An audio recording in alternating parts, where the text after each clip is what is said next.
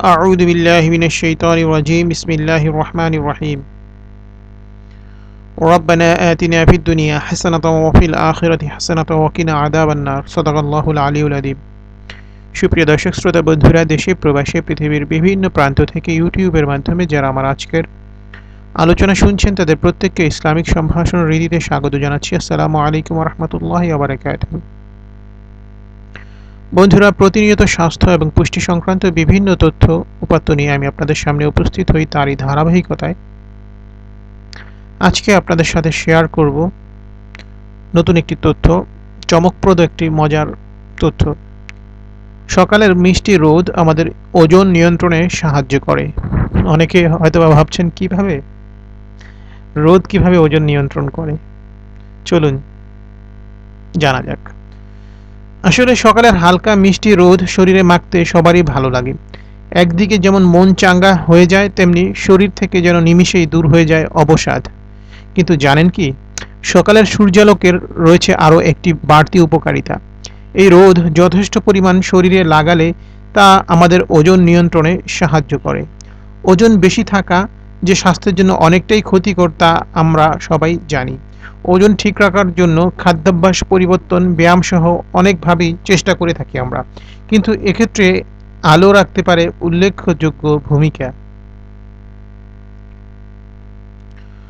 Plus one জার্নালে প্রকাশিত এই গবেষণায় জানা যায়, যারা দিনের শুরুতে বেশ উজ্জ্বল আলোর সংস্পর্শে আসেন তাদের বিএমআই, স্বাস্থ্যকর ওজন পরিমাণের একটি উপায়, নিয়ন্ত্রণে ছিল। কিন্তু যারা দিনের পরবর্তী সময়ে উজ্জ্বল আলোর সংস্পর্শে আসেন তাদের ক্ষেত্রে বিএমআই বেশি হয়ে থাকে। মূলত দিনের বেলায় উজ্জ্বল আলো উপভোগ করলে বিএমআই কম হয়ে যায়। আলো কতটা উজ্জ্বল তার চাইতে বেশি গুরুত্বপূর্ণ ব্যাপার হলো ঠিক কোন সময় এই আলোর সংস্পর্শে আসা হচ্ছে। এই গবেষণায় ৫৪ জন মানুষ অংশ নেন যাদের বয়স ছিল ৩০ বছর। ৫০০ লাক্স আলোর মাঝে তাদেরকে আনা হয়।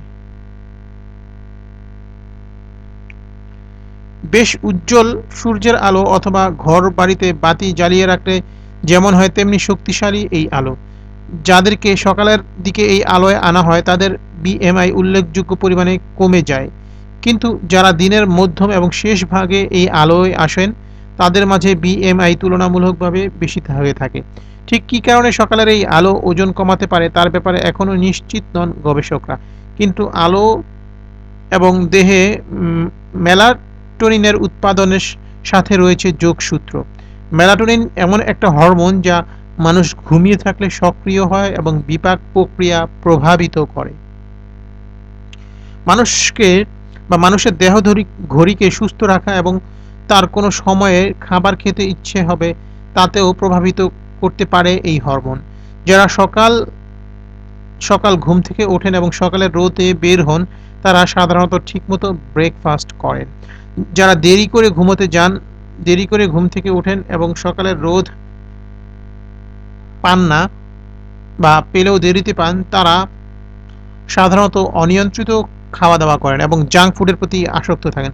খুব কম হবার ঘুম কম হবার সাথে অতিরিক্ত মুটিয়ে যাওয়ার সংযোগ পাওয়া যায়। ওজন কমায় এই সুবিধা পাওয়ার জন্য আপনাকে সকালবেলা বাইরে গিয়ে দৌড়ে রোদে দাঁড়িয়ে থাকতে হবে। ব্যাপারটা কিন্তু এমন নয়। এই আলো সূর্যের আলো না হয়ে কৃত্রিম বাতির আলোও হতে পারে। আপনার বাড়ি বা অফিসের আলোর পরিমাণ বাড়িয়ে আপনি করে ফেলতে পারেন ২০০, ২৫০ অথবা ৫০০ লাক্স উজ্জ্বল। এই থেকে আপনার শরীরে ভালো সংকেত পাবে এবং আপনার বিপাক ভালো হবে, ওজন কমবে, আর আপনার শরীর থাকবে কর্মচঞ্চল। তো বন্ধুরা, সকালে সূর্যের এই আলোটি আমাদের শরীরে কিভাবে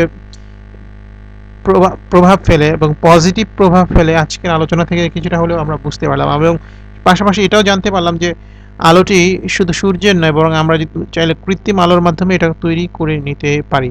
যাই হোক, তো কৃত্রিম আলোর চেয়ে অবশ্যই অকৃত্রিম এবং খোলা সূর্যের আলো, সকালে সতেজ আলো, এটা আরও নানাভাবে আমাদের শরীরের জন্য উপকারী।